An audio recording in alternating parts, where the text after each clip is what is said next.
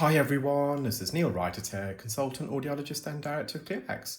Thank you for joining me in this latest procedure performed using the WAXscope and our new Teardrop specular. I'll just make a brief comment on the video. This is an extreme case. Do watch it. It is probably one of the most extreme cases I've performed in a while, although the video is relatively short, and I'll come back to it in a moment. Now, I've got some exciting news for you guys. So the new specular, the Teardrop specular, I've been talking a lot about it, as you probably know, over the last few weeks. It is hopefully going to be available for sale tomorrow. Now, we're going to have limited stock to begin with. It's just because because of the demand and so many people are contacting me. I'm actually they're still getting manufactured as we speak, but the ones that are manufactured already, we're just going to make that available. For the WAXscope users already, you should hopefully get an email tomorrow, if not the weekend. But I'm so excited. I've created a little instruction video just now for it. It's just elevated the WAXscope to a level where I didn't think it was possible, because the WAXscope was all very, very, very good. And some of you guys probably watch other channels that use the WAXscope, and this has just improved it, I would say, tenfold. It's just, I don't think I can make it any better. So I will contact you guys if you've got the WAXscope, hopefully tomorrow, if not the weekend, and I can't wait to get your feedback on it. You're gonna be so happy, believe you me. So this patient is the daughter of a friend of mine. She normally comes every year, and it's normally bilateral. I'm just showing you the right ear. This is the more extreme case, although the left side was really, really bad as well.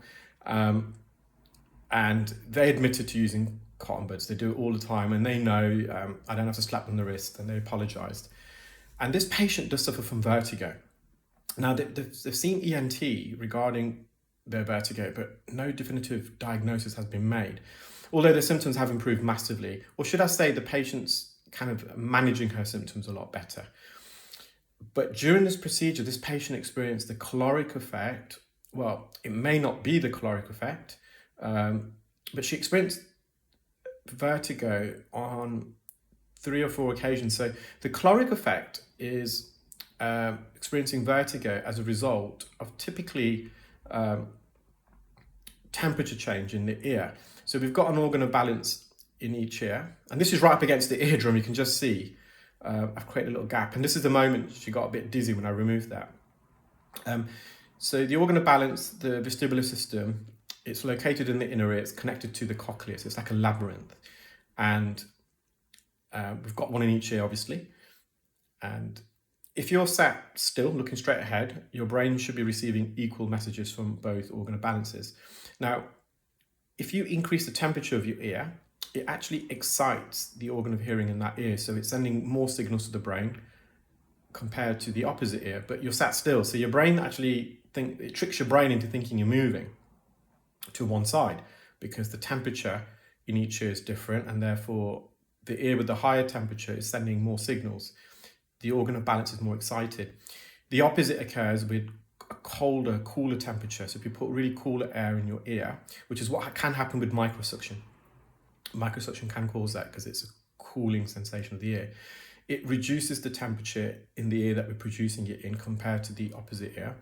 And a cooler temperature actually inhibits the organ of balance. So it's sending less signals to the brain than it should. So your brain's receiving more signals from the opposite ear. And again, same effect, it tricks your brain into thinking you're moving.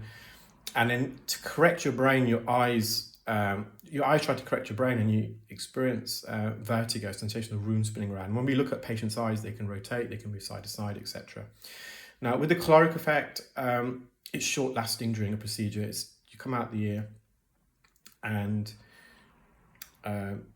just takes a couple of minutes for the temperature to go back to equilibrate, and your symptoms better. You're more likely to get the caloric effect in patients with mastoid cavities, so and more specifically canal wall down mastoid cavities, also known as a radical mastoid, and that's because the organ of balance is more exposed, because the canal wall is the posterior canal wall has been drilled away. And if you go further in that same direction, you've got the organ of balance. And also when you're working closer to the eardrum, because it's going to have a more effect with the temperature. So on 3 occasions, patient experienced vertigo, and I could almost sense it. The great thing about the WAXscope is that although I'm looking at the screen's right in front of me, and subconsciously my peripheral vision is also keeping an eye on the patient. And it was just, she kind of, I can't explain it, but it's just something with her body language that I kind of, and I stopped and I said, "You're getting dizzy again?" She goes, "Yeah." So that's what's great about the WAXscope. Otherwise, you're in the ear doing procedures and you can't really see the patient. You don't know how it's affecting them. Now, I managed to remove that earwax off the eardrum. It was so stubborn, and that's why I called it was a very extreme case, because it was so stubborn. And I think the reason why the patient experienced vertigo during the procedure wasn't the caloric effect. Now, sometimes you can get a bit lightheaded and dizzy, and you can get a bit faint as well. When we're working on this part of the ear canal, the posterior section, normally the lower half of the posterior canal wall, because that's because you've got the Arnold's nerve, which is a branch of the vagus nerve. And with the Arnold's nerve, when it's innervated, your blood vessels dilate, your heart rate reduces, which basically means it lowers your blood pressure. So you get less blood going to your brain, and you can get dizzy, you can have people faint. It's called auditory syncope. I hope I pronounced that correctly, or the vasovagal response. Also, you can give you the cough reflex, a gag reflex, the lacrimal reflex, where your tear ducts start running. Happens to me. And I get a cough reflex. Just my right ear, when I got someone putting a specular in my right ear, examining my right ear, happened when I was in Australia recently. I really coughed. Left ear is fine. But with this patient, the wax was stuck to the eardrum. We put loads of oil, but it was stuck. It was like cement. And when I was suctioning the wax off the eardrum kind of displaced. It came forwards. And when the eardrum comes forwards, it increases the middle ear cavity. So when it increases the middle ear cavity, because obviously the eardrum's closer to me, so the space behind the eardrum is increased, it then reduces the air pressure, because it's a larger volume but the same amount of air, unless the patient swallows when you open your eustachian tube, and it can equalize. But yeah, when the eardrum is brought forwards towards me, even slightly, it increases the volume behind the eardrum, the middle ear cleft, and that therefore reduces the air pressure behind the eardrum, and that can, because it's not only temperature, pressure can also induce vertigo and the caloric effect as well sometimes. The opposite is true. So when just say you push the eardrum in, it actually then decreases the volume behind the eardrum. So the air pressure, the middle ear pressure actually increases, because it's a smaller volume, same amount of air, unless the patient yawns, swallows or chews, and the eustachian tube opens and it equalizes. Now, the problem with this patient, she's got a blocked eustachian tube as well. So the eardrum is slightly retracted, so she couldn't even equalize it immediately anyway. So she could hear, and what was amazing, so this is her right ear. My suction pump, the machine, is behind her right ear shoulder. And this is external sound, it's not the sound in the ear, it's the pump itself. And it's about 85 decibels, so it's loud enough. She couldn't hear it at all until I removed the wax. And yeah, so we joked about it. She couldn't believe it. She goes, "Oh my God, that is so loud. It's right next to me. I can't believe I couldn't hear it." Now, what we're trying to do is just mop up as much as possible. I'm very, very already, because this patient experienced vertigo 3 times, and we checked with her so that we can get you back another time just to finish off the wax removal. But it was very short-lived, and she was completely fine. She's always had it, so every time she comes, she does experience it, but probably a bit more severe today, although it's short-lasting.